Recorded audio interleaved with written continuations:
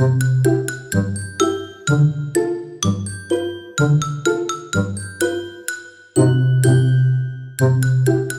minutes and 42 seconds of boner-killing logos and opening credits. Sexy opening shot for sure, but sex in this position is the absolute least kind of easy and enjoyable. Also, this guy's a mirrored ceiling, so that the person on bottom can pretend to be an extremely tall peeping Tom to his or her own sex act. This is definitely Sharon Stone, because when you watch this movie during an incredible triple bill with Sliver and The Specialist, you get to know a body pretty well. Anyway, she's gonna kill this guy, but the movie's gonna fight really hard to make us believe it's not Sharon Stone for the next 2 hours and pin it on someone else. Bondage play. How in the hell were they rolling around on this bed with this ice pick hidden in the sheets without either exposing it or altering its hidden position somehow? This guy never learned where the G-spot is and paid the ultimate price. Carl Malden isn't Michael Douglas's partner on these streets of San Francisco. Cops keep a murder weapon in a freezer bag that could easily puncture a freezer bag. Very impressive.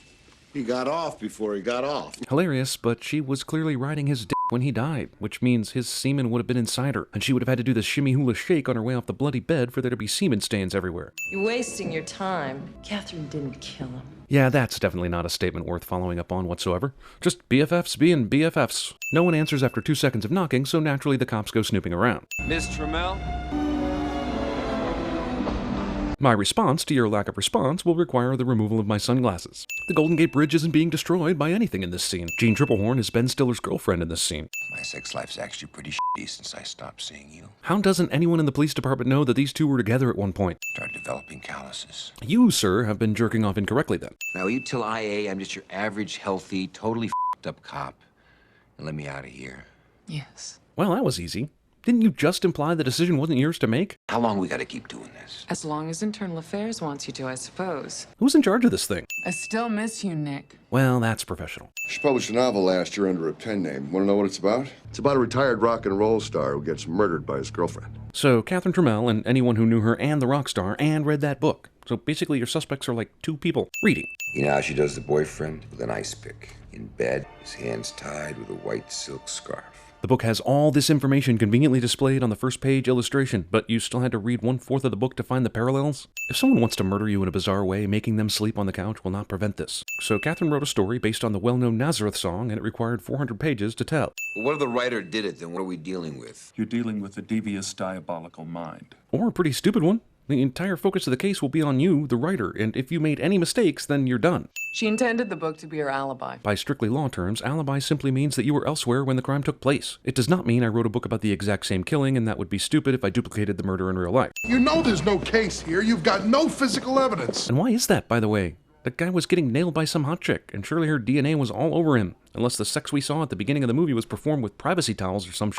If not Catherine's DNA, then someone's DNA would be there. Except for 2 paragraphs above the fold concerning Nick, every single article on this newspaper is written with vague discussions about things concerning whatnots. Thought you didn't have any cigarettes. Nick would be great at CinemaSins, but is horrible at detective work. Oh, I found some in my pocket. They're always in the last place you think of looking. You make stuff up. It has to be believable. It's called suspension of disbelief. Like how I'm being asked to currently believe that a billionaire chick is about to deliberately show her vagina to police detectives during an interrogation? Like that? I guess let's interview her in the shooting gallery. Here we go, the amazing interrogation room set up for the ultimate male fantasy. We have a camera set up, that's good. She's gonna sit 10 feet away from the nearest desk, giving everyone a good view. Yep, this is your average everyday murder inquisition here. There's no smoking in this building, Miss Trammell. What are you gonna do? Charge me with smoking? No?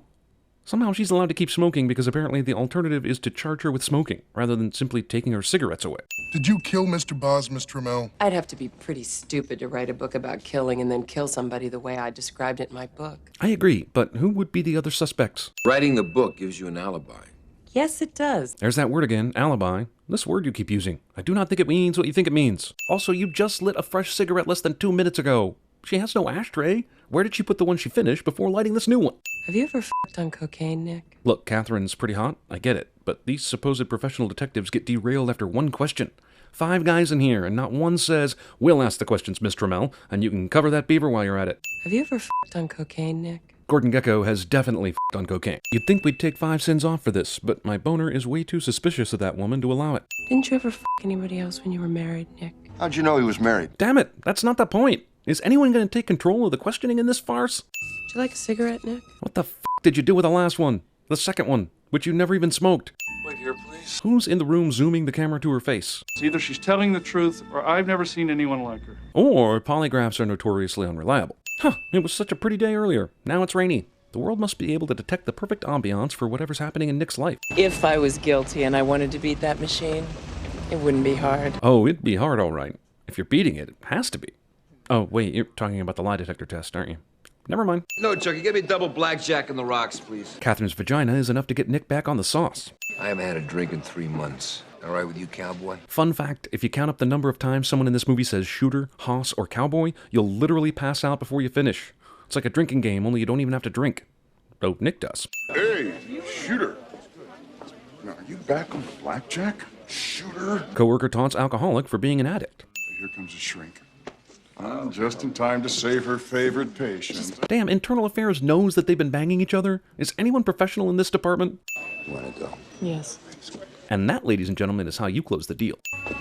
A sex scene that is virtually rape is about to happen here, but I'd like to point out that none of these people doing aerobics across the street see it happen for some reason. Cop slop. Nick is a dick to this chick shit. I'm pretty sure she just said no. So, sin for the guy continuing, or for the movie continuing. You pick. Michael Douglas. Man, that was some good sex. Let us now gather several pillows from the nearby couch, arrange them on the floor, and spoon. I met her at Berkeley. Why didn't you tell me? I'm telling you. Yeah, so this isn't suspicious at all. Nick's detective brain stops working completely, even post-coitus. This many cars are traveling this f***ing road this close together? Full f***ing shit. But still, hilarious. Is this how you tail people? And I don't know if you know this or not, Nick, but she knows what your car looks like. She's been in it, remember? There's pretty much no way he finds her now. She could have gone anywhere. I mean, come on. She got away. Shit. Dude, exactly how bad are you at copping? Have you ever thought of maybe parking the car further away and walking to the house so she doesn't see your car? Not breaking and entering. We find out later that Hazel Dobkins killed her husband and her 3 kids, but apparently gets out after 9 years of prison time. Andy Dufresne is pissed. Hazel Dobkins. You know her? Couldn't get it out of my head for years. You mean a murder case that's 36 years old and happened when you were, 11? Was in your head for years? Yep, all these newspapers have the same nonsense articles as the last one. How did Catherine learn so much about Nick with these articles? Your wife knew too. That's why she killed herself. Ah! Surprise dead suicide wife. You're gonna make a terrific character, Nick. Casual lesbianism. Wait, that's not a sin. But my cliche male interest in seeing 2 hot women kiss is, so ding that shit. It's a confidential psychiatric record. It would be illegal. Because, as we know, you're all about keeping things on the up and up. Is this guy holding a f***ing gun to Nick's head? Is that really how cops break up fights between other cops? Really? She knows where I live and breathe. Maybe it's time to get a new detective on the case. Lying on the couch, slowly going through a bottle of whiskey while watching the Jeffersons? Yep, this guy's definitely an alcoholic. Go away, Beth. I don't want to see you. Entering. I still have my key. But why? Hey look, a Bart Simpson keychain, and Nick keeps his iron on the fridge. I must be going mad. Don't worry guys, this is sex in their world. So I made a deal with him to review the session notes himself. Okay, so if she's not objective, then her session notes aren't going to be objective either. So what did he hope to prove? Why didn't he get an independent therapist to check him out? This is what comes on after reruns of Jeffersons. Hellraiser. No way. Drunk driving. Okay, so Nilsson's dead. I have no clue why they'd call Nick in on this case. He's definitely not an objective person when it comes to this guy. Give me a gun, Nick. Yes, let's do this at the crime scene rather than, the police station and shit. Also, if you thought he might be involved with this, why didn't you arrest him at his house? This is perfect police procedure, I'm sure. Yes, Your Honor, I took the gun from Nick, not wearing any gloves, of course, and then I did the proper sniff test, and then gave it to someone else who probably pissed on it to see if it could hold urine. Michael Douglas isn't wearing a white dress, so we can see his junk when he crosses his legs in this scene. There's no smoking in this building, Detective. What are you gonna do, charge me with smoking? Wah, wah. Going after him before gets you off the hook for killing him. That's your alibi. Haha, no, it really doesn't. You're going on leave. For the possible murder, or the definite assault on the IA guy that dozens of people saw and he should have been disciplined for already. Thank you. It's the least I could do. For pummeling me against a chair a couple of days ago. What was she like in school? Hardly knew her. This guy is seriously a horrible detective to keep ignoring these clues about Beth that keep jumping up and down in his face. You stay in touch with Dr. Garner. It'll help on the evaluation. She killed him, Phil. Nick plays the pronoun game so that Lieutenant Walker thinks he means Beth, which is kind of clever, I'll grant, but it's still the pronoun game. Kmart, $1.65. I bet a bag of not solid ice would have been cheaper. It's about a boy who kills his parents. They have a play and he makes it look like an accident. They have a play? And he makes it look like an accident? I'm still working my head around that one. Does he kill his parents in a play? Also, shouldn't he already know about this book? Since, the investigation. Narc, 3 minutes of clubbing. Yep, she's sitting on the toilet in a nightclub. Cocaine, man, it's a hell of a drug. Dance spying. I'm eating you out, face. Take that thrust. Why is he licking his fingers? Doesn't he know where those things have... Oh. This must be how you stimulate a woman's tonsils. Uvula stimulation. Sounds dirty, but it ain't. Catherine is addicted to orgasms. You know, some people might get a little nervous when they see the scarves come out during sex, but sometimes you look at the prime suspect in a murder case and go, why not? Also, guy who was working the sex murder of a dude that played out exactly like this still lets himself be tied up with a scarf, because, as you know, the power of boners is stronger. Jeez, what a murder tease. Let me ask you something, Rocky. Man to man. That's racist. Look at the size of that radio/cassette player. The fucking 90s, man. Note a few words accidentally inspires terrible Leonardo DiCaprio movie 8 years later. Arg, I hate notes about the beach. You shouldn't play this game. Why not? I like it. You're in over your head. Maybe, but this is how I'll catch my killer. What, are you a method f***er? Not gonna confess all my secrets, Nick, just because I have an orgasm. I'm sorry, I didn't hear any of the words you said before orgasm. But I'll nail you anyway. You can put that in your book. Did you drive an hour outside the city in order to have a 5-minute coy conversation with this chick and then drive back to the city? Gus clearly loses the lid to the hot sauce when he sets it down, but then magically it reappears in its proper place. Drunk driving. Ferrari versus Mustang chase somehow lasts a lot longer than it should. This car survives this. Poor dead Roxy. Your greatest crime was deciding that the best way to kill the man f***ing your lesbian girlfriend was with a Ferrari. Also, considering all the guys Catherine f***s, why does she hate Nick so much? And we never find out why. She seduces people. She manipulates people. She'll do anything she can. I thought you hardly knew her. God, Nick, now she's practically telling you she's the killer, even though she isn't, which is weird. Everybody that I care about dies. Oh my god, I just realized this movie and So I Married an Axe Murderer are basically comic and drama versions of the same story. My mind is blown. Make love to me. Yeah, f*** the sadness out of her. Movie that is all about shoving the sex in your face inexplicably skips over an entire lovemaking scene. There was this girl I met when I was in college. Whoop, whoop, red alert, red alert. She started following me around, taking my picture. She dyed her hair, copied my clothes. You may have seen the movie Single White Female. Yeah, that was her. She got that magna cum laude pussy on her that done fried up your brain. Magna cum laude pussy doesn't fry the brain. It sets the dick on fire. But I wouldn't expect a guy like you to understand. These 3 tiny pages of names encompass the entire amount of work Nick did on this case. Also, he bothered to write down Lisa Oberman's name? The woman Catherine just happened to pillow talk about? We know Catherine purposely told him the name, but she is really overestimating his detective skills. Are you sure about that? There can't be a mistake. Only if you're making it, detective. You whore! I mean, you're probably right. I said Hoberman. Actually, no, you didn't. Lisa something. Oberman. I know you're playing games with Nick, but what possible plus outcome did you expect from messing up the name? Hoberman. Lisa Hoberman with an H. You do. Dude, if you can get this information with a simple phone call, then why did you bother going down and standing in line the first time? This guy is looking directly at the screen, and he doesn't think it's weird that the department psychologist's name just came up. It's Dr. Garner, isn't it? You think? I slept with her once in school. I was just a kid. I was experimenting. Any flashbacks about that particular time you'd like to remember for us? No? Damn it. She styled her hair like mine. She wore the same kind of clothes I did. You know the movie Single White Female? That was her. She knows you'd find out who Lisa Hoberman is. You're a good cop. So who'd you say you're with? Homicide, San Francisco. Okay, buddy, that checks out. With my brain, which just decided to swallow whatever you say without confirming it. My book's nearly finished. My detective's almost dead. Damn, she writes fast. Didn't she just say she decided to base the character on him like 4 or 5 days ago, tops? Movie thinks that people do this after sex. Hey, that is not a parking spot, asshole. Dr. Joseph Garner? Well, you know, He died about 5 or 6 years ago. how did he die? He was shot. What was Beth hoping would happen when she told Nick about changing her name because of the husband? Why couldn't she have just said she did it because she didn't want Catherine to find her, or some other lie that didn't involve enough truth that he'd find this shit out? What the hell is wrong with people? Whether she did or didn't kill him, this is stupid. Why does the elevator open on the 2nd and 3rd floors when Gus only pressed the 4 button? Did the killer go to each floor and hit the up button so that she could play some weird elevator game? An elevator game of murder. Well, this is what Minority Report called an orgy of evidence, but I'm guessing this police department won't look at it the same way. I wonder if they'll bother looking at the DNA evidence later and find Beth anywhere in that rocker dude's house.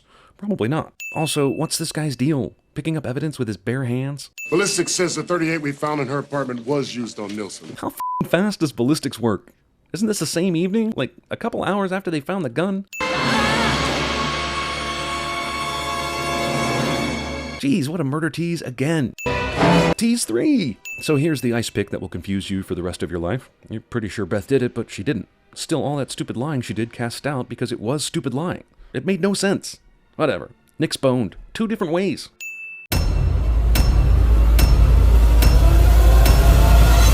Scum stains all over the sheets.